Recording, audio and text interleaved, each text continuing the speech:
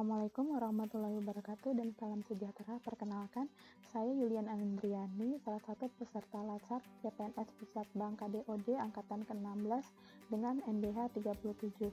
Pada video kali ini, saya akan mereview materi yang telah disampaikan oleh Bapak Muhammad Abdirrahman SOS MSI tentang etika publik. Sebelumnya kita masuk ke pengertian dulu ya. Pengertian dari etika adalah refleksi atas baik atau buruk, benar atau salah yang harus dilakukan atau bagaimana melakukan yang baik atau benar.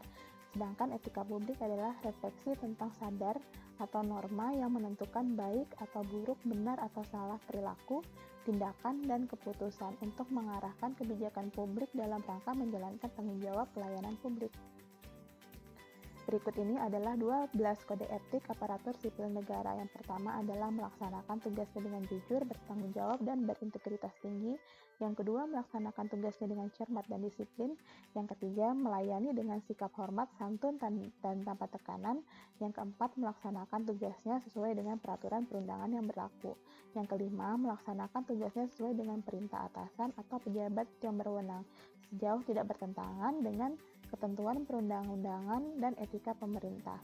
Yang keenam, menjaga kerahasiaan yang menyangkut kebijakan negara. Yang ketujuh, menggunakan kekayaan dan barang milik negara secara bertanggung jawab, efektif, dan efisien. Yang kedelapan, menjaga agar tidak terjadinya konflik kepentingan dalam melaksanakan tugasnya. Yang kesembilan, memberikan informasi secara benar dan tidak menyesatkan kepada pihak lain yang memberikan informasi terkait kepentingan kedinasan. Yang kesepuluh, tidak menyalahgunakan informasi intel negara, status, tugas, kekuasaan, dan jabatan untuk mendapatkan atau mencari keuntungan atau manfaat bagi diri sendiri atau untuk orang lain. Yang ke-11, memegang teguh nilai dasar ASN dan selalu menjaga reputasi dan integritas ASN.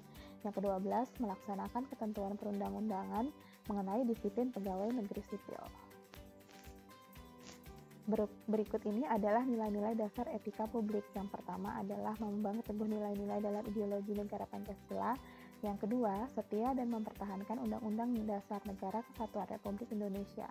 Yang ketiga, menjalankan tugas secara profesional dan tidak berpihak. Yang keempat, membuat keputusan berdasarkan prinsip keahlian. Yang kelima, menciptakan lingkungan kerja yang non-diskriminatif. Yang keenam, memelihara dan menjunjung tinggi standar etika luhur. Yang ketujuh, mempertanggungjawabkan tindakan dan kinerja kepada publik. Yang kedelapan, memiliki kemampuan dalam melaksanakan kebijakan dan program pemerintah. Yang kesembilan, memberikan layanan kepada publik secara jujur, tanggap, cepat, tepat, akurat, berdaya guna, berhasil guna, dan santun. Yang kesepuluh, mengutamakan kepemimpinan berkualitas tinggi. Yang ke-11, menghargai komunikasi, konsultasi, dan kerjasama. Yang ke-12, mengutamakan pencapaian hasil dan mendorong kinerja pegawai. Yang ke-13, mendorong kesetaraan dalam pekerjaan. Yang ke-14, meningkatkan efektivitas sistem pemerintahan yang demokratis sebagai perangkat sistem karir. Begitu banyak nilai-nilai dasar etika publik yang membuktikan bahwa etika publik itu sangat penting bagi masyarakat. Dalam penyampaian materinya, Bapak Abdi juga mengajak kita untuk berdiskusi tentang etika publik yang dilihat oleh masyarakat. Kelompok kami mendapatkan isu tentang disiplin ASN. Ada dua berita yang kami ambil. Yang pertama adalah PNS yang baru dipecat setelah 2 tahun bolos kerja dan digaji. Hal itu terjadi di Dinas Perikanan dan Kelautan Kabupaten Aceh Barat. Dinyatakan tidak masuk kerja sejak tahun 2017 dan tanpa ada kabar dari atasan. Dan setelah mendapatkan panggilan, barulah ASN tersebut memberi kabar. Yang kedua adalah PNS karaoke di jam kerja.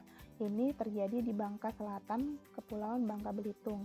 Dan PNS ini digerebek oleh Wakil Bupati karena adanya laporan dari masyarakat dan mendapatkan hukuman berupa hukuman fisik, push up, dan administrasi. Dampak buruk dari adanya kekurangan disiplin PNS itu adalah menurunnya kepercayaan masyarakat. Yang kedua, merusaknya citra ASN dan instansi. Yang ketiga, hilangnya pekerjaan atau jenjang karir. Dan yang keempat, mendapatkan sanksi sosial dari masyarakat. Dan yang kelima, menurunkan produktivitas instansi. Bagaimana hal tersebut bisa terjadi? Berikut adalah faktor-faktor penyebabnya.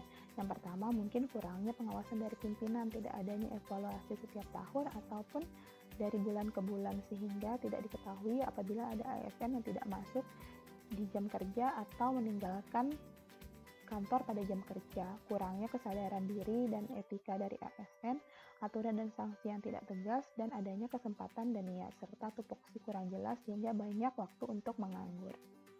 Berikut ini adalah alternatif atau solusi yang bisa kita lakukan untuk menghindari etika-etika yang tidak baik pada diri ASN. Yang pertama adalah bisa diterapkan dari pimpinan, yaitu dengan melakukan apel dan evaluasi rutin, memberikan sanksi yang tegas, meningkatkan budaya kerja dengan internalisasi visi misi, memberikan reward dan punishment, memperketat pengawasan pimpinan, monitoring dan konseling, serta fasilitas instansi diberi identitas.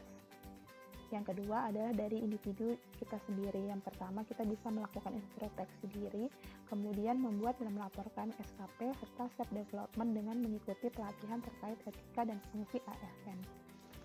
Internalisasi dan refleksi yang saya dapatkan dari materi etika publik ini adalah saya menyadari bahwa pentingnya menerapkan etika publik karena berkaitan erat dengan karakter dan mutu seseorang atau organisasi.